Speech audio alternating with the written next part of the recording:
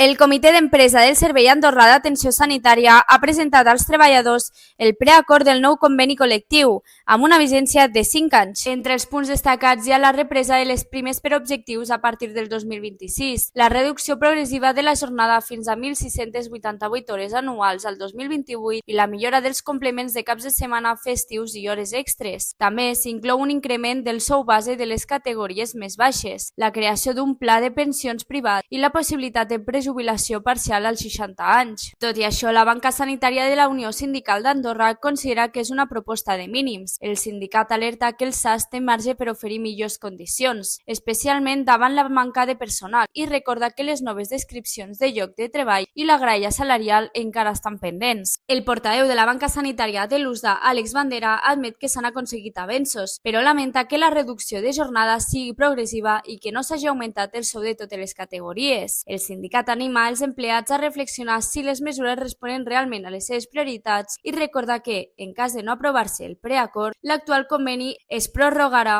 un any més per continuar negociant. Segueix-nos per estar al dia de totes les novetats.